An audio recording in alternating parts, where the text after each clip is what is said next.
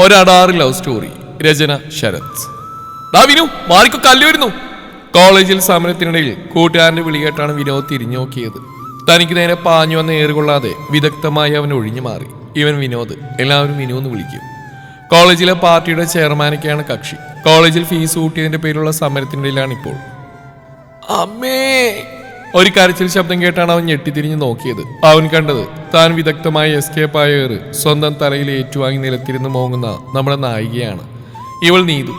നമ്മുടെ നായിക ആളൊരു കാന്താരിയാണ്. സമരത്തിനിടയിൽ നിന്ന് രക്ഷപ്പെടാൻ വേണ്ടി ക്ലാസ് റൂമിലേക്ക് ഓടുന്നതിനിടയിൽ പാവം നായകന് നേരെ വന്ന ഏറ് സ്വന്തം തലയിൽ ഏറ്റുവാങ്ങേണ്ടി വന്ന ഹതഭാഗ്യ. നീതു ഏറുകൊണ്ട് സ്ഥലത്ത് കൈവച്ച് നോക്കിയതും എന്തോ വെള്ളം പോലെ അവളുടെ കയ്യിൽ നനഞ്ഞു. കൈ താഴേക്കെടുത്ത് നോക്കിയപ്പോൾ അവളുടെ കണ്ണിലും കാതിലൊക്കെ എന്തൊക്കെയോ മൂളാൻ തുടങ്ങി. ഈശ്വരാ, ചോര! അയ്യോ, എന്റെ തല! അവൾ അലമുറിയിട്ട് കരയാൻ തുടങ്ങി. അയ്യേ, ഈ കുരിപ്പിത്ത് എന്താണ് കാണിക്കുന്നത്? നാണക്കേട്. ശരി, ചോര വന്നേനാണോ ഇങ്ങനെ?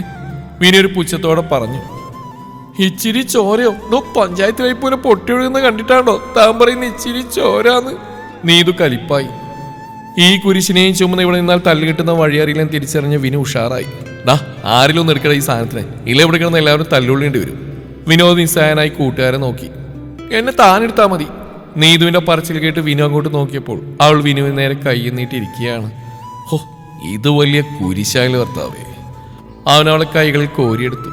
കൂട്ടുകാരെല്ലാം അവന് നോക്കി ആക്കിച്ചിരിക്കുകയാണ്. അനുഭവിച്ചോ എന്ന അർത്ഥത്തിൽ.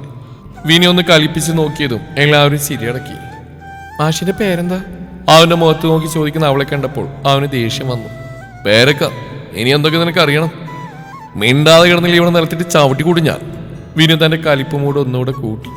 രംഗം ശരിയല്ലെന്നും ഇനി എന്തെങ്കിലും ചോദിച്ചാൽ ശരീരം കേടാവുമെന്ന് മനസ്സിലാക്കിയ നീതു നിശബ്ദയായി. അല്ലേലും മൗനം വിദ്വാന് ഭൂഷണം, അവൾ മനസ്സിൽ പറഞ്ഞു. തലയിൽ നിന്ന് ഒരുപാട് രക്തം പോയതിനാൽ പതി അവളുടെ ബോധം നഷ്ടപ്പെടാൻ തുടങ്ങി. വണ്ടിയിൽ കയറ്റി അവളുടെ തലയെടുത്ത് അവൻ മടിയിൽ വെച്ചു. നിശബ്ദയായി കിടക്കുന്ന അവളുടെ മുഖത്തേക്ക് അവനൊന്ന് നോക്കി. ഇങ്ങനെ കിടക്കുമ്പോൾ കാണാനൊരു ചന്തമൊക്കെയുണ്ട്, വാ തുറന്നാ പോയി, അവൻ മനസ്സിൽ പറഞ്ഞു. ഹോസ്പിറ്റലിലെത്തി വണ്ടിയിൽ നിന്ന് അവളെ ഇറക്കി സ്ട്രക്ചറിൽ കിടത്തിക്കൊണ്ട് പോകുമ്പോഴും അവൾ അബോധാവസ്ഥയിൽ അവന്റെ കയ്യിൽ മുറുകെ പിടിച്ചിരുന്നു. അവളെ റൂമിനുള്ളിലേക്ക് കൊണ്ടുപോകുന്നു അവൻ നോക്കി നിന്നു. കുറച്ച് കഴിഞ്ഞ് ഡോക്ടർ പുറത്തേക്ക് വന്നു. ബ്ലഡ് കുറച്ച് ലോസ് ആയതിൻ്റെ ഒരു ക്ഷീണം അത്രയേ ഉള്ളൂ, കുറച്ച് കഴിഞ്ഞാൽ കൊണ്ടുപോകാം. ഡോക്ടർ അത് പറഞ്ഞ് അവന് ആശ്വാസമായി. ഹോസ്പിറ്റലിൽ നിന്ന് തിരികെ കൊണ്ടുപോകാൻ നേരം അവൾ മൗനം പാലിച്ചു. താൻ നേരത്തെ കണ്ട ആൾ തന്നെയാണ് ഇത്, അവന് സംശയമായി. വിനോദ്, അവൻ പറഞ്ഞു. എന്താ? അവൾ സംശയത്തോടെ അവനെ നോക്കി. അല്ല, നേരത്തെ പേര് ചോദിച്ചിരുന്നു, അതാ പറഞ്ഞ് വിനോദ് എന്ന്. ഓ, അപ്പ ചോദിച്ചോ പറഞ്ഞില്ലല്ലോ, ഇനി ഞാൻ പേരക്കാൻ തന്നെ വിളിച്ചോളാം, അവൾ കുസൃതിയോടെ പറഞ്ഞു. ശോ, വേണ്ടായിരുന്നു, വിനു സ്വയം പറഞ്ഞു. ഇഞ്ചി അടിച്ച കുരങ്ങിനെ പോലെ ഇരിക്കുന്ന വിനുവിന്റെ മുഖം കണ്ട് കൂട്ടുകാർക്കും ചിരി വന്നു. എന്താണ് വിളിക്കുന്നേ?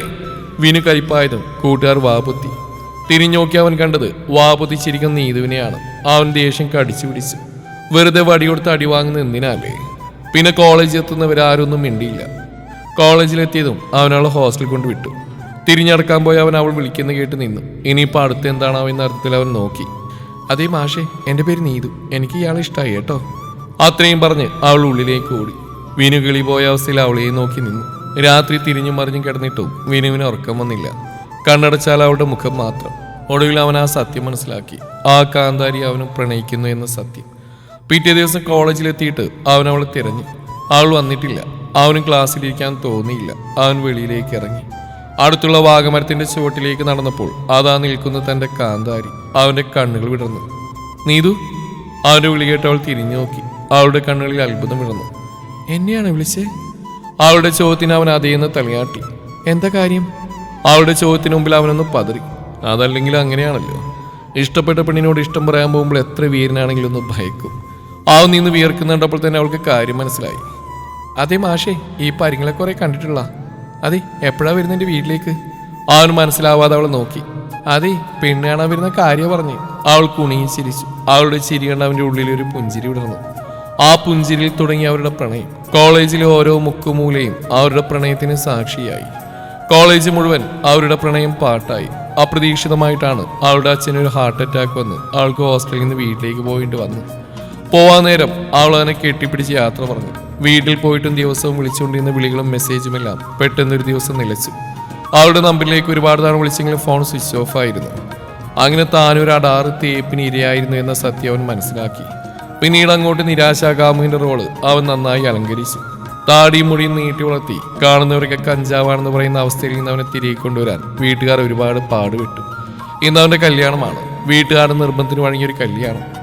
സാരിയിൽ മുഖം മറച്ച ഒരു പെൺകുട്ടി അവന്റെ അരികിലായി കൊണ്ടുവന്ന് ഇരുത്തപ്പെട്ടു. അവനൊരു വികാരവുമില്ലാത്തൊരു പാവയെ പോലെ അവൾക്കരികിലായിരുന്നു. അവളുടെ മുഖത്തെ തുണി മാറ്റിയത് അവൻ ഞെട്ടി. നീതു? അവന്റെ ചുണ്ടുകൾ മന്ത്രിച്ചു. ഇഷ്ടമില്ലാതെ നടക്കുന്ന കല്യാണമായതുകൊണ്ടാണ് ഫോട്ടോ പോലും നോക്കാൻ കൂട്ടാക്കാത്തത്.